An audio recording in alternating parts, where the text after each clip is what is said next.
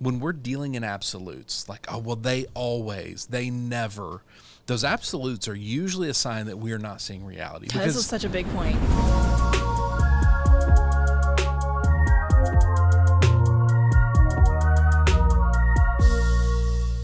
Hey, everybody, welcome to the Leader Lab. This is Leadership Shorts. Quick thoughts to help you level up your leadership. My name is Chad Wright. I'm the founder of Forward Partners, and I am joined, as always, by my partner in podcasting, Emily Grace Deal. Emily Grace Deal, what are we talking about today? We are continuing on our series on making a difference in a broken system. Yes. So if you're stuck in a broken organization, how can you make a difference? Like, Yes. what are the steps? That's the questions we're trying to answer. Right. So to recap part one, we talked about you can lead yourself well. Mm-hmm. You can focus on the things that you can impact, and be patient. And be patient. And all of those are, they're mindset focused Yes. things, right? Leading yourself well, being patient, focusing on what you impact. It's all mindset. Our next three for this episode are really about communication. Mm-hmm. And our first one is communicate about how you communicate. We say this all the time. Organizations need to communicate about how they communicate because often we don't communicate well. And we don't really talk about that fact. We just continue to not communicate well. And communication, you're going to discover through this process, when you're in a broken system, it's the key to healing some of that brokenness, is learning how to truly be heard and be understood and to be able to do that for each other. Yep. And so part of that is you start by talking about, okay, how do we Pointing communicate? it out, recognizing that it exists. Let's establish, like, what should it look like ideally? Mm-hmm. Where do we not do that well? What are the things that we need to work on in order to communicate well? Right. And again, it's funny, I'm thinking about broken system because I'm historically, as far as like marriage with my wife, historically horrible at communication, which is weird for a guy who literally communicates and teaches communication for a living. I guess I'm just done by the time I get home. I'm a designer. Designing for myself is absolutely the it's worst. a disaster, right? and so I'm thinking about how much this applies to the broken system of an organization. Mm-hmm. Can really apply to relationships too. Like really understanding, how do we communicate?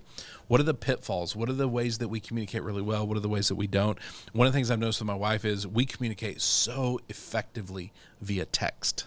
Mm-hmm. When I can text her my feelings, I can do it. When I have to express and vocalize my feelings, I really wrestle with that.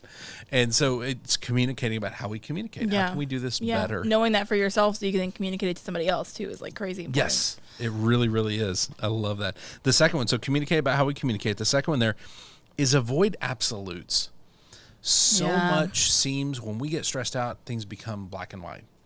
But really, everything is complex. Everything is nuanced. And so when we're dealing in absolutes, like, oh, well, they always, they never, those absolutes are usually a sign that we are not seeing reality. This is such a big point. Yeah. No one always, no one never. Yes. And yet we say that all the time. And right? if you saying that out loud, then you have that in your head, which means you keep telling yourself that. And like, you've made that bigger. Mm-hmm. Yeah, over and over and over again. So I think avoiding absolutes, and I try to spot those in my language whenever, whether it's organizationally, relationally, whatever it is, when I see those absolutes come out, it's usually a sign I'm not seeing reality. Mm-hmm. Because it may be a thing that happened. It's not a thing that always happens. Right. It's easier to say, well, it always happens. Right. Yeah. You're trying to prove your own point. Right. Yeah. Oh my gosh. I was having an argument in my head with somebody the other day, and I was like, well, 99.9% of the time. And I was like, oh man, that's not a great argument. It's like you're trying to like true. fix your absolute. You're like still meeting the marker because it's not absolute. It's 99.9%. Yes, but it's so big you can't argue with it, right? Are you going to be the idiot that argues with 99.9%? There is that 1%, but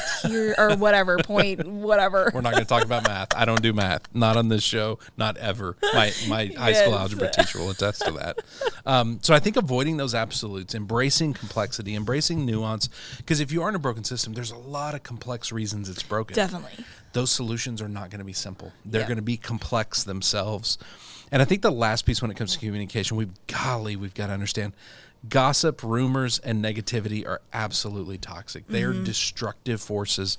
It's just, if you're soaking in that all day, it's not going to be good. My favorite is when you did a talk on this the other day and you defined what gossip is. Oh, okay. Because sometimes we like just walk around saying, "Oh my gosh, that person's gossiping," but we don't put a definition to I'm it. genuinely And I curious. love. How did I define it? I don't even remember what the exact words were.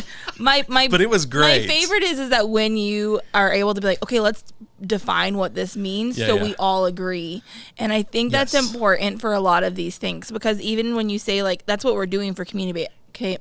Oh my gosh, I can't about communicate how right we now. Communicate. Yes, because you are defining your communication style, right? Well, if you can define these things, it makes it easier. It does, and I think gossip, the way we really defined it was: are you talking about someone who's not in the room and you're not willing to talk to them? Right. And are you talking to somebody about someone that cannot help solve that problem? Yes. Yeah, that's the one that I really think remember. those are the two elements of gossip. But when you're in a broken system, there is a camaraderie that comes from gossip, right?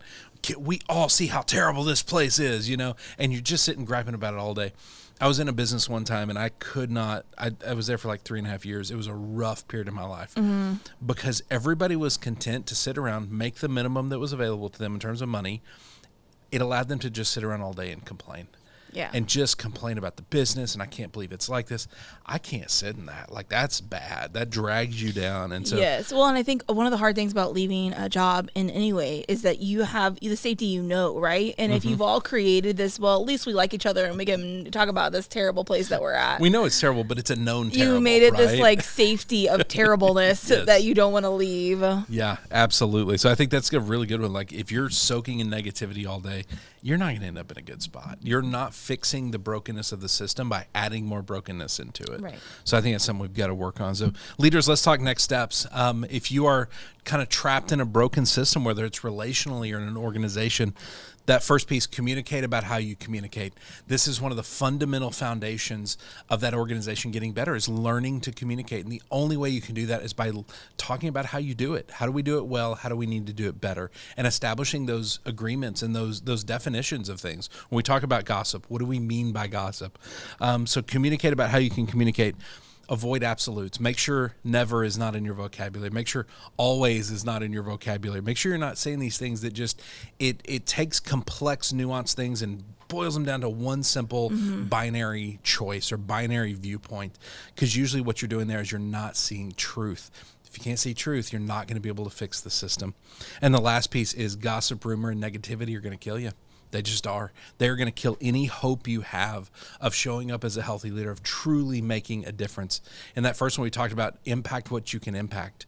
That impact is not going to be positive if you show up and you just feed more brokenness into the system with more gossip and more rumors.